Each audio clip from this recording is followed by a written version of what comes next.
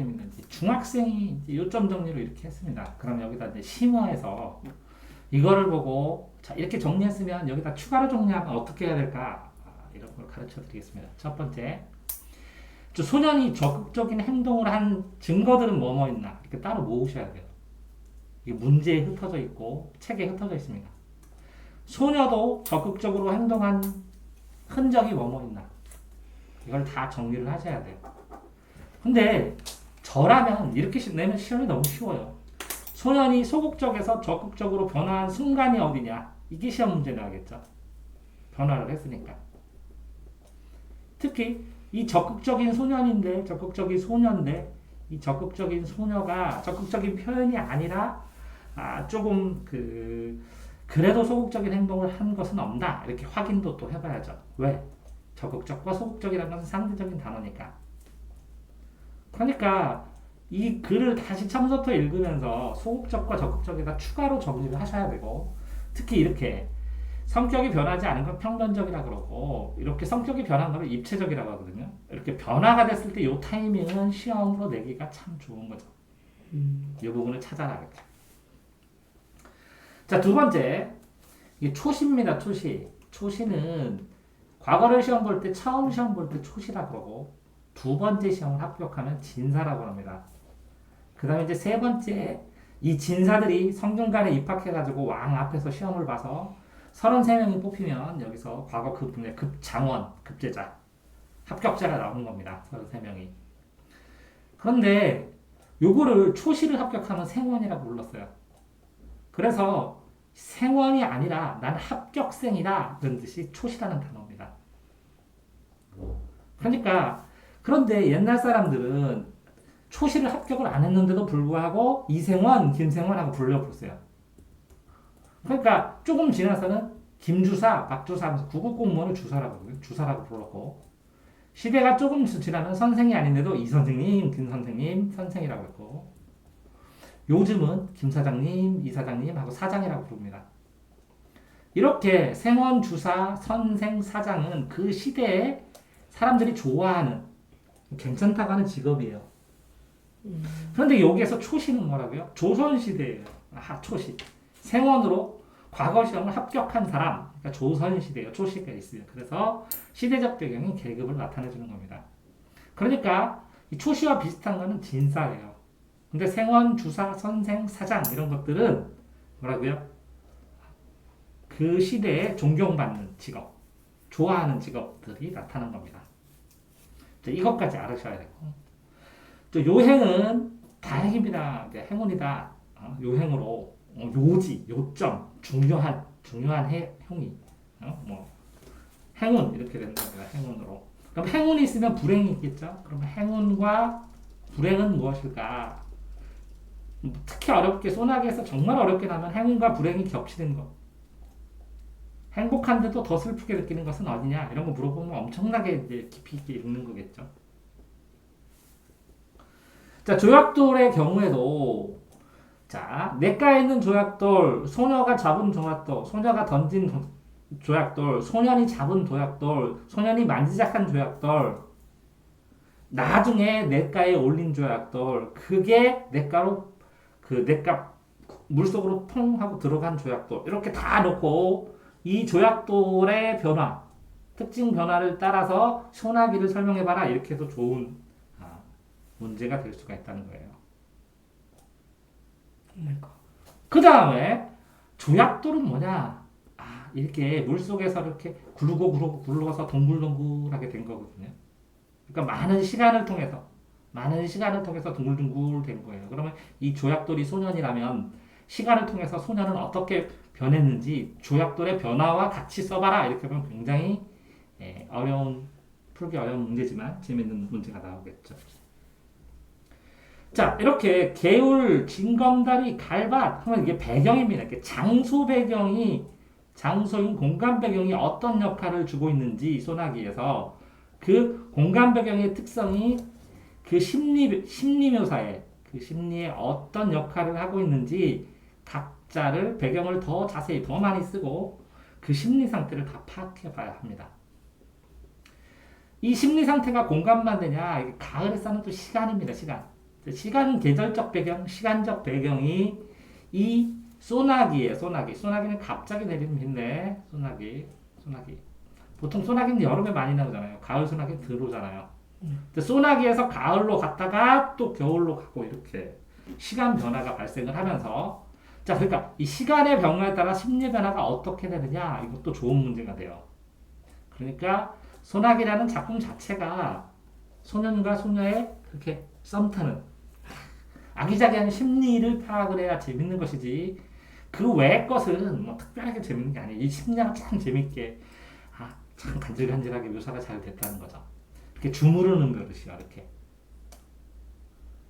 자, 소녀에 대한 그리움이고 허전함이다. 뭐 이렇게 됐는데 이 감정은 다 이런 감정들만 전부 다 모아서 어느 순간엔 이런 감정하고 이렇게 정리를 해서 통째로 암기하지 않으면 시험 문제 풀 때 반드시 틀리게 되는 부분이에요. 왜 그러냐면 그리움도 있고 허전함도 있고 이게 주물주물 하면서 야릇함도 있고 그죠? 주물주물 하면서 되게 여러 가지 감정을 느낄 수 있거든요. 사람마다. 자, 소녀 개울가에 없다. 그래서 안도가 됐다. 근데 안도만 됐을까요? 아쉬움도 있겠죠. 그런 것처럼 이걸 써놓고 이 자습서에 이렇게 안도 이렇게 써있으면 이게 주감정이고 나머지 부수 감정들이 있는 거거든요. 그러니까 이 안도하는 감정 외에 일어나는 감정들에 대해서 정리하고 이 상황을 설명해봐라. 굉장히 좋은 논술 문제가 돼요. 이런 것처럼 책을 읽으면서 깊이 있게 읽는다는 것은 굉장히 쉽지 않은 얘기예요. 소녀가 계속 안 나오면 그리웠기도 하고 또 짜증도 나겠죠. 왜 안 나타나는지. 걱정도 되겠죠. 불안도 하겠죠. 그러니까 감정을 정리하라는 거예요. 감정은 정리해서 일단 시험 보는 데는 암기를 해야 하기 때문에 따로 전부 다 자습서를 샅샅이 찾아서 감정을 정리를 하셔야 돼요. 시험이기 때문에 어쩔 수 없이. 자, 물속에 비친 검게 탄 얼굴입니다. 근데 왜 건강한데 왜 이걸 뭐 열등감이라고 그래? 소녀가 하얀데 난 검하니까. 그때 시골 아이들은 검게 탔고 도시 아이들은 그 얼굴이 뭐 모자도 쓰고 실내에서 많이 들어서 하얗습니다. 하얀 거. 그러니까 하얀색으로 해서 뭐 귀공자 뭐 이렇게 하는 것처럼 하얀색이니까 더 귀하게 여겼다는 게 이 시대적인 정서도 있다는 거죠. 자, 자신 쪽으로 오는 소녀를 보고 도망칩니다. 당황, 부끄러움. 당황과 부끄러움은 좀 다르거든요. 시간 순으로 부끄러움 다음에 당황은 아니겠지. 당황 다음에 부끄러움이겠죠. 자, 해스카다. 핏기가 없다. 하얗다. 파리하다. 파란색이라는 거죠. 파리파리. 자, 대추는 소녀를 향한 소녀가 이거 다 대추예요. 대추. 대추 안에 씨앗이 있죠. 먹고, 그죠? 그 대추나무가 그 집안에 있을 가능성도 있죠. 뒀다가. 근데 이게 달아야 되는데 이렇게 단맛을 모름 이렇게 표현이 잘 됐네. 주고받아서 끝나는 것이 아니라 맛까지. 이제 이사 가는 것이 서운합니다. 이사 가는 거 서운. 아쉽고 대추로 마음을 표현합니다. 자, 충격을 받고 서운합니다. 호두로 마음을 표현합니다. 그럼 호두나무도 있는데 이거는 소년의 집에 대추는 있을 건데 대추나무가 요거는 소년의 집에 없어. 그러면 남의 걸 따다가 줬겠죠. 근데 이 호두는 요 안에 있고 요 바깥에 누런 누리끼리 냄새가 좀 고약해요. 응? 잘못하면 옷도 올라요. 이거 잘못 만지면 그걸 주죠. 다 까서 씻어서 줬나? 다 깠대요. 다 까서 씻어서 줘야죠. 자, 그러면 뭐라고요? 대추는 그냥 줬는데 이거는 까서 줘. 그 차이가 뭘까? 작가가 대추는 소녀의 마음 뭐라고요? 또 빨갛게 익어가는 점점 익어가는 소녀의 마음을 나타냈다면 호두는 이 껍데기 소극적이었던 껍데기를 벗고 적극적으로 변한 소년의 마음을 표시했나? 이런 생각도 해봤습니다. 저는. 왜 하필이면 호두일까? 왜 하필이면 대추일까? 이거를 논리적으로 생각해봐서 써라 한다면 저는 그렇게 쓴다고요. 이해됐나요? 또, 자, 얼룩 수탉입니다. 수탉. 수탉도 있고. 그럼 소녀에게 왜 수탉을 주고 싶을까요? 좀 좋은 걸 주고 싶어. 그것도 있어요. 그리고 이 당시에는 막 닭싸움도 하고 막 그래요. 그러면 수탉이에요. 자기가 얼룩얼룩하지만 시골이지만 나 힘센 수탉이야 나 같은. 소녀는 안팎이고 그리고 자기 자신의 모습 시골딱 이런 느낌이잖아요. 시골딱 나의 마음을 주는 거죠. 시골딱 나를 주는 거야 이렇게. 자, 소 잔등을 때립니다. 이렇게 못하죠. 누구는? 도시 애들 겁나서 소가 달려들까봐. 그죠? 요거만 보고도 얘가 이 소년이 이 소하고 굉장히 많이 놀았고 소의 상황을 잘 알고 있다는 거죠. 그죠? 애꿎은 소만 한 대 맞았네요. 소년 때문에. 그죠? 이 소가 이 소년한테 뭐라고 할 것 같아요? 왜 때리냐고. 엄마 그러죠. 임마. 자, 이렇게 소녀의 좋아하는 마음을 들킨 것 같은. 들켰을까요? 안 들켰을까요? 지켰지 않을까? 들켰어요. 그죠? 서울 빠꾸미들이 좀 모르겠습니까? 이 순진한 시골 소년의 마음을. 자, 열적다. 이렇게 특이한 단어 외우면 됩니다. 겸연쩍고 부끄럽다. 자, 소년이 갈림길 아래로. 그래서 호두알을 만듭니다. 호두알. 그죠? 그립고. 소녀의 유언이요. 분홍쇠타. 요 분홍쇠타가 놀다가 그죠? 물이 들었죠? 이제 소녀 이거 간직한다. 이거 너무 어른식으로 해석한 거 아닐까? 원래 이 분홍쇠타가 특별히 뭐 예를 들어서 누군가 좋아하는 사람이 사준 것일 수도 있고 그냥 이뻐서. 그럴 수도 있고 그냥 나 있는 대로 가게 해주세요. 자연스럽게 할 수도 있는데 꼭 소년과의 추억을 간직 이렇게 했는데 왜 그런지를 그래서 찾아가서 논리적으로 대발하고 하면 되게 힘들잖아요. 추리하는 것 뿐이죠. 추리. 소설에 보면 비극적입니다. 소녀가 죽었다고. 근데 감정이 절제가 됐다는 거죠. 쉽지 않죠. 감정의 절제가 정확히 무슨? 감정의 절제는 소녀가 죽으면 소년이 앙앙 울고 막 퍼지고 그래야 되는데 그저 꾹 참고 감정을 폭발하지 않고 조절한다는 거. 조절. 그러면 더 슬프다는 거죠. 꾹 참고 있으면. 어떤 사람이 나한테 막 계속 괴롭히는데 내가 꾹 참고 있으면 더 화나고 더 열받죠. 옆에서 보면. 정답은 뭐 밭전의 논답이고요. 다. 물이 많은 거. 이거는 보통 산 비탈 같은 데 많고 이거는 낮은 평야에 많고. 자, 그러니까 그냥 볼 수도 있지만 굉장히 열심히 공부를 하게 되면 더 섬세하게 볼 수 있다는 거죠. 개울가에서 만났고 조약돌을 던집니다. 이게 던진다는 게 뭐예요? 관심을 던진다는 것이죠. 자, 그런 다음에 산으로 놀러 갑니다. 산으로 가고 송아지 탄 거 빠졌어. 송아지도 타고 산으로 놀러 가고 소년이 치료를 하고 소나기가 내립니다. 그러니까 이 소나기가 뭐라고요? 짧고 굵게 했던 사랑. 짧고 굵게 했던. 소녀를 업고 도랑도 건넙니다. 그래서 접촉도 하고 스킨십. 소녀의 이사 소식 뜬금없이 이사. 소년에게 대출을 주고 호도도 주고 그런 다음에 자 죽음을 알게 됩니다. 자, 이사 소식. 그러니까 요양하러 시골에 왔다가 안 되니까 다시 도시로 가려고 하는데 악화가 돼서 그죠? 이 소나기 때문에 죽었나? 악화돼서. 비 맞아. 그러니까 악화된 게 소나기 아니야? 네. 그러면 소년이 죽인 거야? 소나기는 짧고 순수한 사랑이고 짧고 순수한.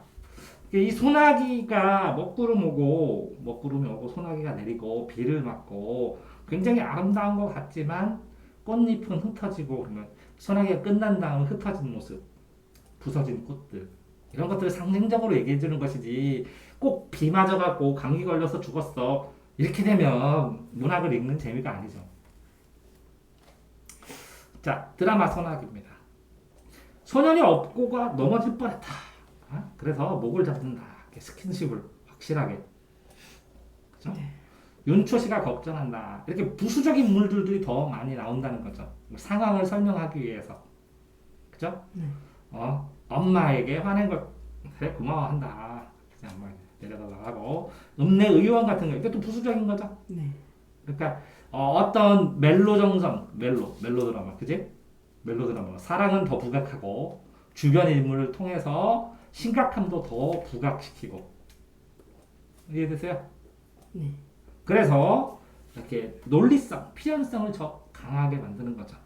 그러니까 그래서는 뭐가 강해요? 소년과 소녀의 순수한 사랑이 강하고 드라마는 뭐가 강해요? 부수적.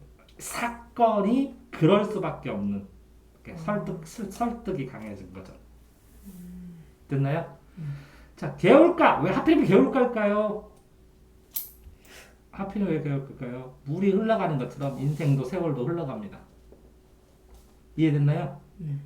자, 찻집. 윤조씨 집 팔기 위해서 장씨와 만난다. 그럼 이사를 필연적으로 만들어야죠. 집 판매합니다. 그래서 몰락도 하기도 하고. 장씨는 머슴살이한 집안의 자식인데, 그죠? 이렇게. 나중에 이제 신분 제도가 변하기 시작하고, 그죠? 머슴살이 하던 사람들이 돈을 벌기도 하고 막 그랬죠. 윤처씨, 맛있는 걸 보면 좋아하는 사람이 생각난다. 그죠? 그 대추. 대추를 넣습니다. 소녀가 좋아집니다. 비가 오면 소녀가 생각납니다. 비가 오면. 소나기, 강렬했죠. 왜? 약하니까 비밖에 안 할 거잖아요. 그죠?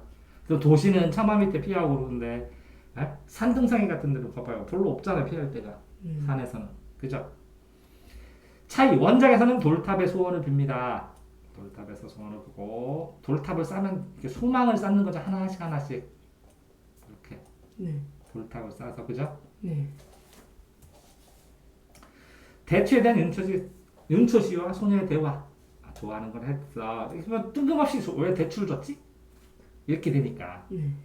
어떤 게 사건이 나오면 이걸 왜 그랬을까? 이렇게 고민하다가 사건을 이렇게 추가로 해서 드라마에다가 만들어주는 거죠. 그러면 뭐라고요? 인과관계가 생기죠. 어느 정도? 네. 그래서 인과성을 어느 정도 더 보게 하는 거예요. 그런데 보통은 뭐라고요? 소설이나 이런 데서 이걸 상상하게 하죠. 자유롭게. 근데 드라마는 상상을 해서 채울 시간이 없잖아요. 그러니까 이어서 인과성을 더 강화시키는 거예요. 바로바로 나오는 대로 이해하니까. 소년이 봉순이 찾아감. 산삼을 소녀에게 주려고. 오, 산삼.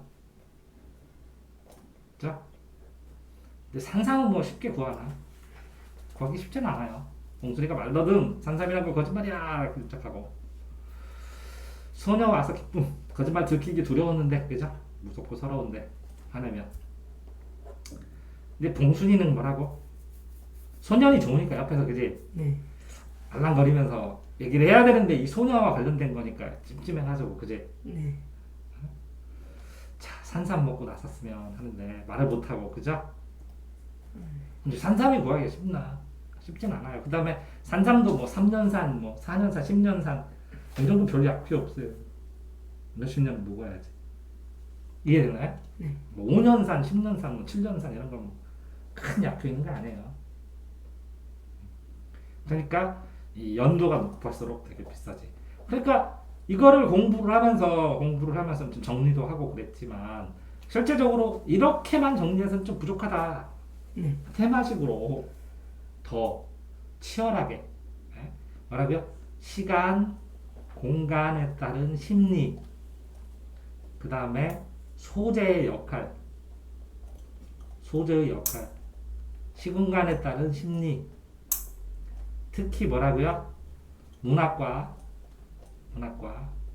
드라마의 차이. 요거는 진짜 정말 명확하게 이제 정리를 하셔야 된다는 거죠. 그러니까 표로 반드시 정리해야 될 겁니다. 이거. 요거 하나, 소재의 의미 2개, 심리하고 소재, 문학과 드라마의 차이 3번째. 이렇게. 이해됐나요? 꼭 이거 틀리면 여기서 틀리지 다른 데서는 쉽지 않으니까. 네, 여기까지.